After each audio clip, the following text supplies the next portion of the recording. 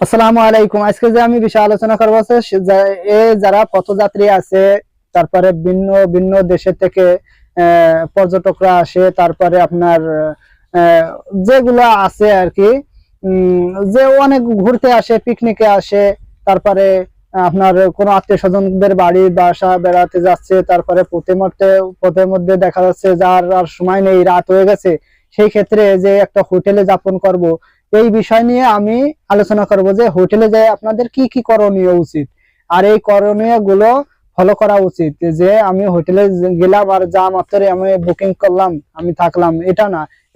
এর পরে কিন্তু আপনার মেলা কাজ আছে। এই কাজগুলো আমি কি কি কাজ, সেই কাজগুলো আমরা করব। সেই জন্য আমি এই কথাগুলো আপনাদের সামনে আজকে তুলে ধরবো। তো আমার পুরো ভিডিওটা আপনারা স্ক্রিপ্ট না করে আপনারা শ্রবণ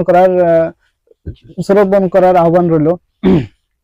তো প্রথমত আমরা জেনে নিই যে আমরা যখন একটা জায়গায় যাই, যাওয়ার পর আমরা বলি, বাড়ি থেকে বলি যে যদি আমার যাইতে লেট হয় আমি মাঝপথে একটা হোটেলে থাকার পর রাত্রে যাপন করে আমি সকালবেলা ওখান থেকে বেরিয়ে যাব। তো এই বিষয়টা এরকম।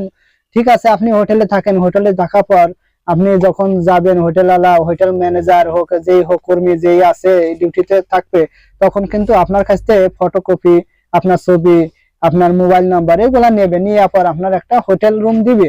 তো ওই রুমে যাওয়ার সময় যে কি কি করণীয় আছে, কি কি করবেন না, কি কি বাধা আছে, এগুলা নিয়ে আমি আপনাদের সামনে কিছু কথা বলবো।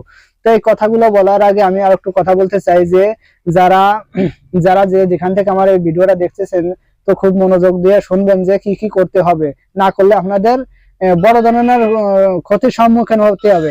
তো আমি চাই না আমার দিনে ভাই আর একটা ভাই একটা বিপদে পড়ুক, আমি চাই না। আমি একজন মুসলমান আর একজন মুসলমানের দায়িত্ব পালন করব, যে সে ভাই যেন আর একটা মুসলমান ভাই যেন বেধর্মীর লোক হোক, তারও সহযোগিতা করা উচিত। আমাদের একটা মুসলমানের কর্তব্য সমস্ত মাখলুকাতের সহযোগিতা করা উচিত। তো এই বিষয়ে আমরা লক্ষ্য রাখবো যে এখন আমি ওদিকে যাব না, আমি শুধু বলবো যে হোটেলে যখন আমরা যাই, হোটেল ভাড়া করি, হোটেলে ঢোকার সময়, ঢোকার আগে আমাদের কি কি করণীয় আছে। তো আমরা প্রথমত যখন হোটেলে যাই, হোটেলে যাওয়ার পর আমাদের কাছ থেকে এনআইডি কার্ডের ফটোকপি হোক আর ছবি হোক, তারপরে আমাদের মোবাইল নাম্বার হোক, এগুলা নেয়। নেওয়ার পর তারপরে আপনার একটা রুম দেবে, রুম নাম্বার এত এত এত এরকম দিয়ে দেবে।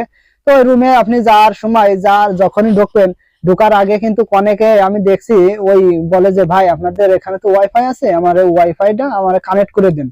তখন যখন আপনি ওয়াইফাই কানেক্ট করবেন, আপনার ওই ওয়াইফাই কানেক্ট করার কারণে কিন্তু আপনার মোবাইলটা হ্যাং হতে পারে। সর্বপ্রথম কাজ, আপনি কোনো ক্রমে ওই হোটেলের ওয়াইফাই আপনার মোবাইলে কানেক্ট করবেন না।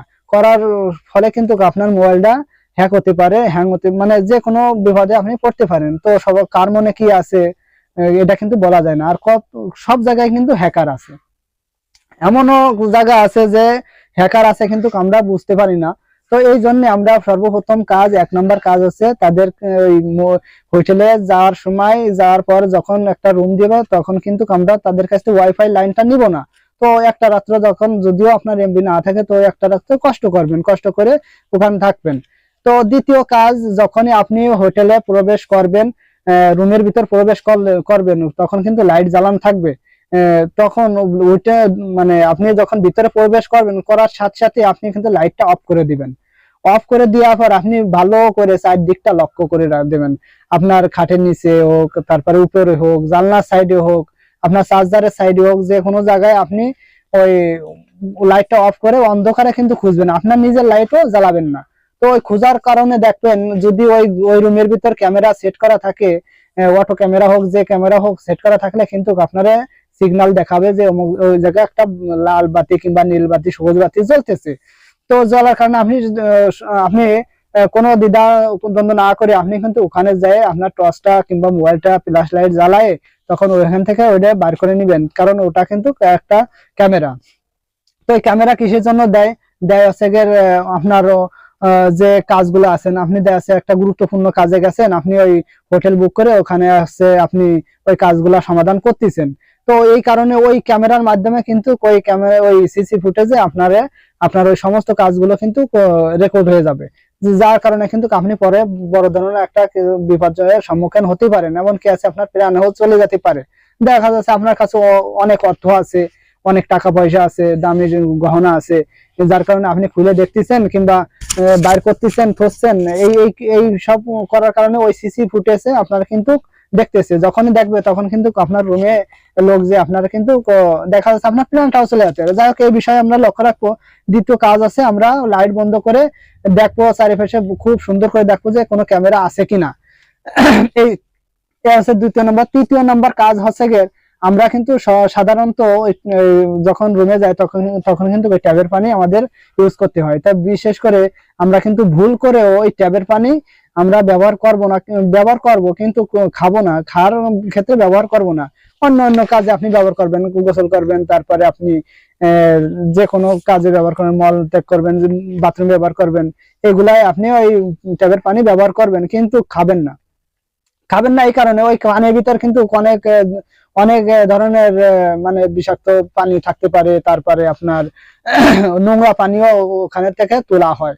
তো এই বিষয়ে আমরা যে যারা হোটেলে যায় তখন এই 3 নম্বর কাজটা ভুলেও কেউ করবেন না, যে ওই ট্যাবের পানি আপনি খাবেন না। প্রয়োজনে বাড়ির থেকে আপনি ফ্রেশ পানি হোক, মাম পানি হোক, যে পানি হোক কিনে নেবেন।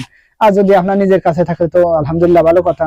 তা 3 নম্বর কাজ গেলে, এবার 4 নম্বর কাজ, যদি আপনার রুমের ভিতরে দেখবেন যে কাজ আছে, দোপাত্তা কাজ, তো ওই কাজটাকে কিন্তু আপনার কাছে যদি কোনো তোয়ালে কিংবা কোনো টয়লেট মানে কোনো গামছা, চাদর এগুলা থাকে কিংবা জামা টামা থাকে, তো এই ক্ষেত্রে ওই কাজটা কিন্তু ভালো করে ঢেকে নেবেন। কারণ কি, ওই কাজের মাধ্যম দিয়ে একটা কাজ আর একটা কাজরে কিন্তু সহযোগিতা করে দেখার জন্য।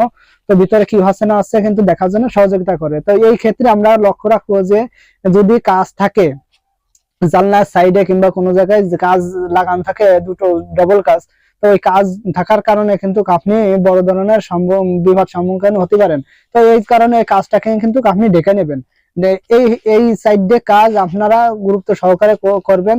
আর যতই আপনার ভিতরে আপনার বাইরে যতই ঝড়ঝাপটা হোক না কেন, 5 নম্বর কাজ আপনি সুন্দরভাবে ওর ভিতরে প্রবেশ করার পর আপনি 5 নম্বর কাজ, বাইরেতে 1000 লোক ডাকলেও আপনি গেট লকটা খুলবেন না, খোলা পর কিন্তু আপনার বিপদ হতে পারে।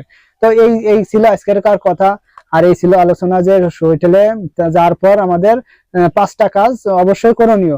1 নম্বর কাজ আছে, আমরা ওয়াইফাই লাইন আমাদের মোবাইলে সেট করব না। দ্বিতীয় কাজ হচ্ছে গিয়ে যে ওখানে রুমে ঢোকার পর লাইট অফ করে আমরা দেখবো যে ক্যামেরা আছে কিনা। 3 নম্বর কাজ আছে, ওই ট্যাবের পানি আমরা খাবো না। 4 নম্বর কাজ আছে গিয়ে যে ওখানকার যদি ডবল কাজ থাকে, এই কাজগুলো আমরা যদি ডবল কাজ থাকে এই কাজগুলো আমরা ঢেকে নেব। তারপরে 5 নম্বর কাজ হচ্ছে গিয়ে আমাদের বাইরে থেকে যদি গভীর রাত্রে হোক, কাজে কোনো আপনাকে ডাকাডাকি করে, আপনি ওটা না খোলার চেষ্টা করবেন, তো খুলবেন না। এই ছিল আজকের আলোচনা। তো আশা করি যারা আমার ভিডিও দেখছেন তাদেরকে আমি দৃষ্টি আকর্ষণ করব যে এই কাজগুলো আপনারা আমার কথা অনুসারে চলবেন, তো আপনারা খুব একটা সেফটি পাবেন, খুব ভালো দেখতে যাবে।